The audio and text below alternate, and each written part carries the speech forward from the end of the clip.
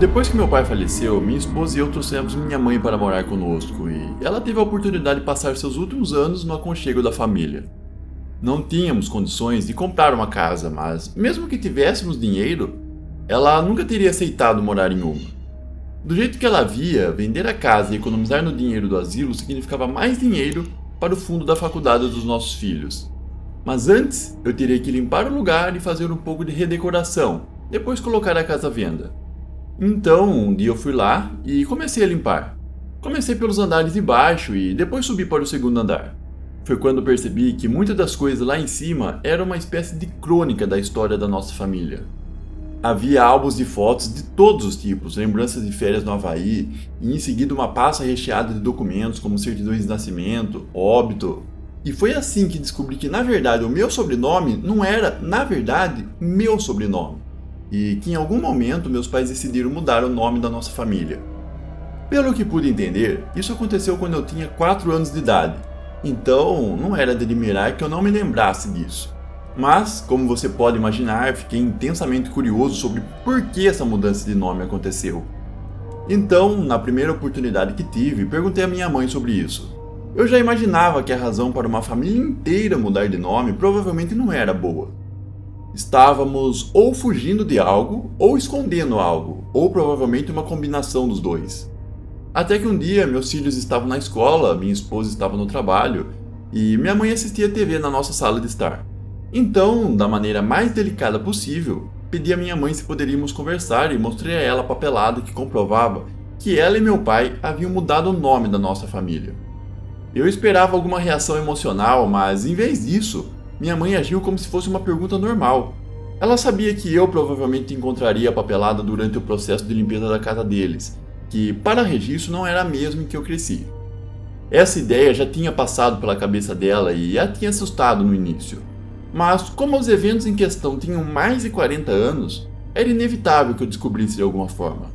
Ela achou que agora seria um bom momento. Minha mãe explicou que eu tinha um tio do qual eu nunca soube, que morreu quando eu ainda usava fraldas. As circunstâncias de sua morte causaram um grande escândalo. Para evitar sermos perseguidos por jornalistas e justiceiros, meus pais decidiram mudar nosso sobrenome e se mudar para o outro lado do país para recomeçar a vida. Acho que minha mãe tentou evitar me contar o que realmente eu queria saber. Era como vê-la dando pequenas mordidas de cada lado de um doce cuidadosamente, raspando delicadamente a parte do bolo com medo de chegar ao que sustenta tudo. Tive que fazer várias perguntas para fazê-la contar, e isso em muitas palavras é o que ela disse. Meu tio paterno e minha futura tia por casamento se conheceram quando estavam na faculdade. Eles tinham um relacionamento de idas e vindas e aparentemente meu pai acreditava que estava fadado ao fracasso. Mas de repente e inexplicavelmente anunciaram que estavam noivos.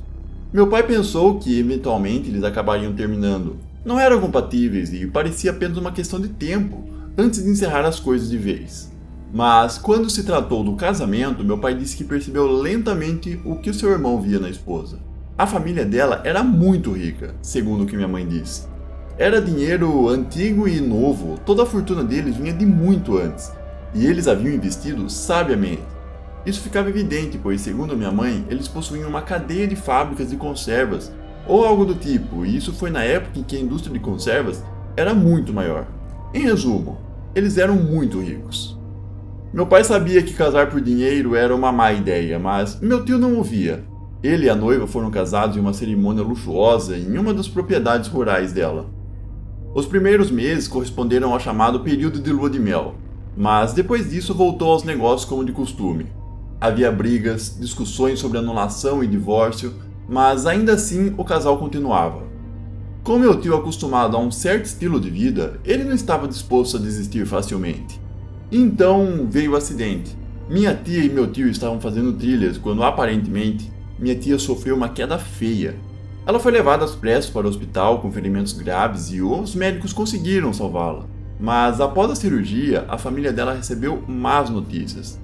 Ela nunca mais andaria e era improvável que recuperasse o uso dos braços.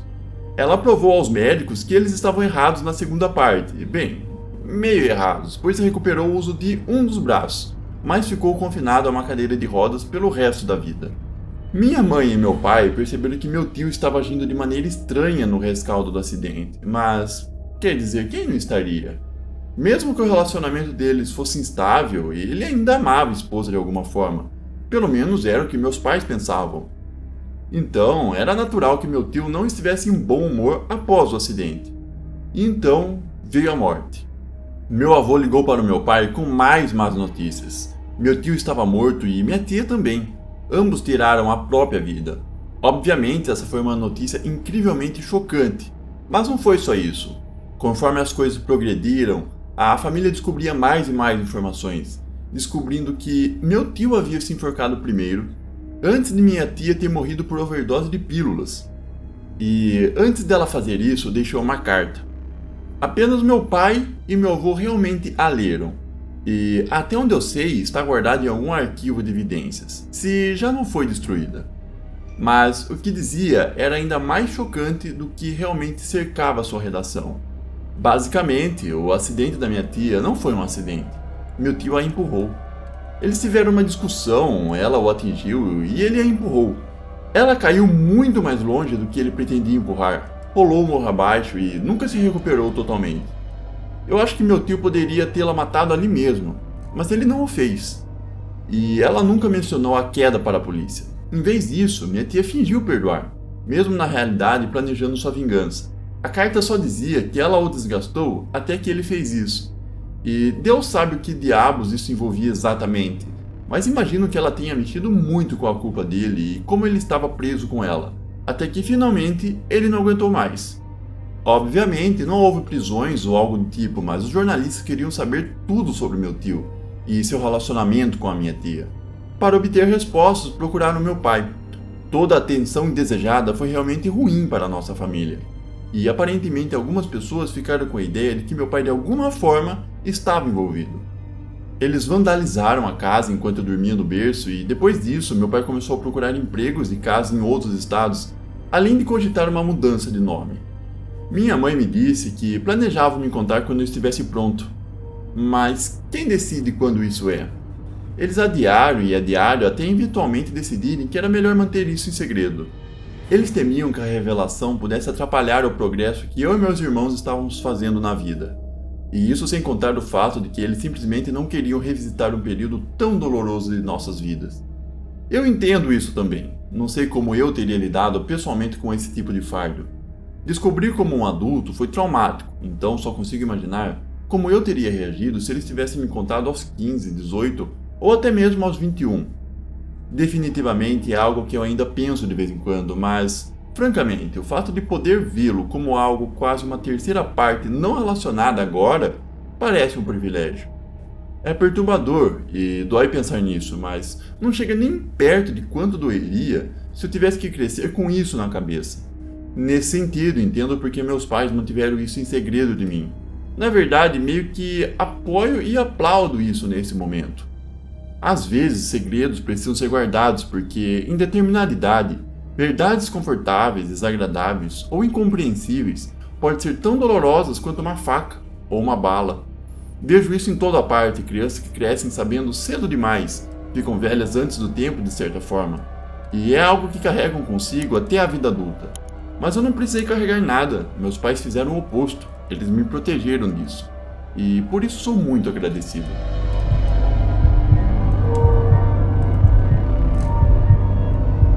Eu era bem jovem quando minha família desmoronou. Jovem demais para entender completamente o que estava acontecendo, mas já o suficiente para doer pra caramba.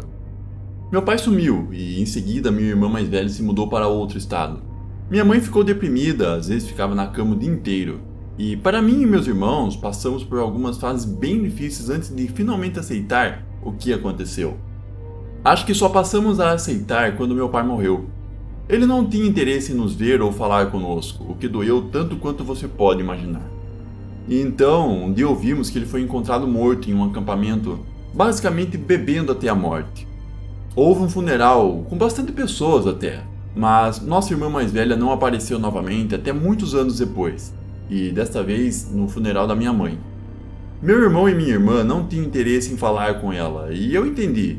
Ela agiu quase da mesma forma que meu pai, não querendo falar conosco, não querendo nos ver. nem mesmo um pouco para podermos ter esperança de reunir a família. Então, quando ela finalmente apareceu novamente e o fez completamente do jeito dela, meu irmão e minha irmã mais nova se uniram contra ela, e ficou por minha conta formar o comitê de boas-vindas bem mórbido.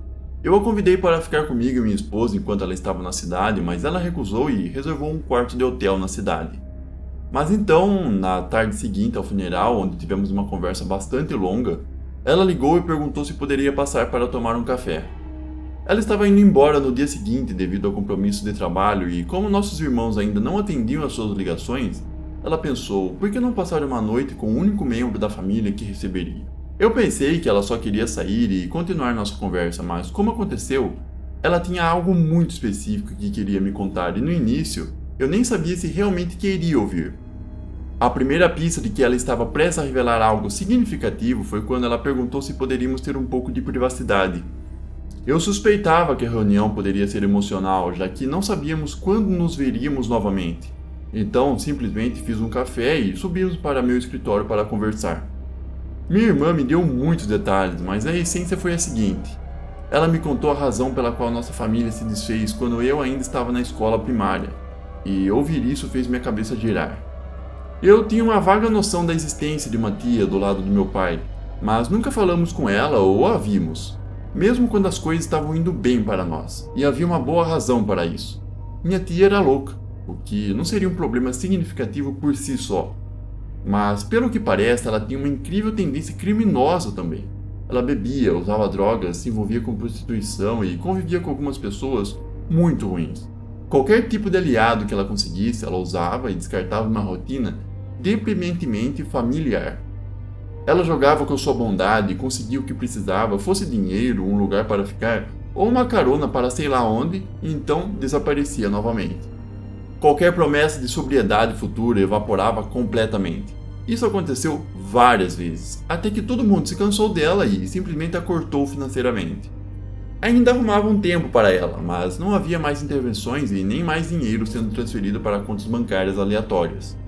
De qualquer forma, perto do tempo que eu estava na segunda série, minha tia ligou para meu pai com mais um pedido de dinheiro. Mas dessa vez era diferente. O pagamento seria depositado em uma conta bancária suspeita. E o pedido não envolvia enviar dinheiro para algum ponto de drogas. Minha tia queria que ele enviasse R$ 33 mil para um centro de reabilitação na capital. Ela queria se livrar das antigas áreas que frequentava e quando meu pai perguntou o que inspirou a mudança, ela disse que havia recebido uma quantia de dinheiro suficiente para um novo começo e não queria arriscar gastá-lo em drogas. Meu pai aparentemente perguntou por que ela não poderia simplesmente pagar pela reabilitação ela mesma. E ela deu alguma desculpa sobre não ter acesso ao dinheiro ainda, blá blá blá, algo que parecia uma mentira. De qualquer forma, em outras circunstâncias, meu pai teria mandado ela dar o fora. Mas como eu disse, dessa vez parecia diferente. O centro de reabilitação era legítimo, todos os números de conta bancária estavam corretos. Não havia como ser algum tipo de golpe. Então meu pai resolveu arriscar. Pagou o dinheiro e apenas torceu para o melhor. Ele nem queria o dinheiro de volta, só esperava que minha tia realmente se livrasse das drogas, como ela sempre prometia que faria. Alguns dias depois, meu pai recebe uma ligação dela dizendo que fez o check-in no centro de reabilitação. Estava indo bem e que daria um telefonema assim que possível. As coisas estavam aparentemente melhorando, minha tia parecia mais brilhante e clara ao telefonema, e pela primeira vez em muito tempo, meu pai começou a acreditar que minha tia poderia se livrar das drogas de uma vez por todas. Cerca de uma semana se passa e então, tarde da noite, muito depois que eu e meus irmãos termos ido para a cama, ouvimos uma batida na porta. Na porta, meu pai é recebido por um cara amigável que pede para entrar para conversar sobre sua irmã. O cara assegura ao meu pai que é amigo da minha tia e há apenas um pequeno problema a ser resolvido, e que estará fora do seu caminho em poucos minutos, se meu pai puder ajudar. Meu pai estava aparentemente muito inseguro sobre o homem, então optou por falar com ele ali mesmo na porta. O homem insistiu que deveriam conversar em algum lugar mais privado, mas mesmo assim meu pai não o convidou para entrar. Ele estava preocupado que o cara estivesse procurando minha tia por razões ruins, não boas, e ele estava certo. O homem explicou que minha tia cometeu o erro de roubar algumas pessoas muito ruins, e eles sabiam que era ela porque só ela e mais uma garota haviam desaparecido quando o roubo foi descoberto. O cara então explicou que tudo o que eles queriam era conversar com minha tia e recuperar o que tinham perdido. No início, meu pai fez de conta que não sabia onde minha tia estava, mas de alguma forma, o cara simplesmente sabia. Ou talvez não soubesse e fosse tudo um grande blefe. Mas com isso, o cara aumenta a pressão, apontando para um carro estacionado na rua e explicando que, se meu pai não dissesse onde minha tia estava, 3 homens iriam até a casa, arrombariam a porta e matariam todos eles sem fazer perguntas. Eles queriam minha tia, e se tivesse que trazê-la de volta com o funeral da família, que assim seja. Mesmo que ela escapasse do funeral, seríamos enterrados na cidade. Ela voltaria eventualmente e, nesse caso, eles só esperariam para pegá-la. Não havia tempo para pensar. Minha tia havia roubado muito dinheiro, então a urgência era essencial. Ou meu pai dizia onde ela estava, ou morreríamos todos naquela noite. Eu não sei o que convenceu meu pai de que o cara estava falando sério, mas deve ter havido algo. Porque ele não tentou duvidar do blefe do cara. Ele disse ao homem onde minha tia estava e eu assisti-o sair antes de fechar a porta. Como sabemos isso tudo tão precisamente? Porque minha irmã mais velha ouviu quase cada palavra. E quando ninguém veio arrombar a porta, ela juntou 2 mais 2. Nos próximos anos, a culpa corroeu meu pai por dentro. Apenas ele e minha irmã mais velha sabiam o que aconteceu naquela noite, e nunca disseram uma palavra a ninguém. Ele não suportava a culpa, e ela não suportava vê-lo entregando a própria irmã a alguém que provavelmente a mataria. E o pior é que nem sabemos ao certo. Minha irmã e eu a declaramos uma pessoa desaparecida e, oficialmente, ela está em algum banco de dados apenas esperando para ser encontrada e identificada. Mas também sabemos que alguns corpos nunca são encontrados e se ela foi de fato morta pelas pessoas que ela roubou, então talvez nunca saibamos quem fez isso ou onde eles a descartaram. O pior é que meu pai não está mais aqui para nos contar sobre isso. Acho que ele achava que nunca entenderíamos o porquê ele fez o que fez e que pensaria que teria sangue nas mãos se soubesse o quão errado estava sobre isso. Ele morreu sozinho e com dor. Talvez sim, talvez não. Aprendi que isso não cabe a mim dizer ou pensar muito, mas gostaria de pensar que um dia terei a chance de dizer a ele o quanto aprecio o que ele fez. Porque meu pai não sacrificou a própria irmã pela nossa segurança. Ela estava condenada muito antes disso. Ele sacrificou a própria sanidade por nós e, por mais que essa situação seja complicada e venenosa, eu gostaria que ele soubesse o quanto eu entendo e aprecio o que ele fez por nós, mesmo que viver com isso tenha acabado matando.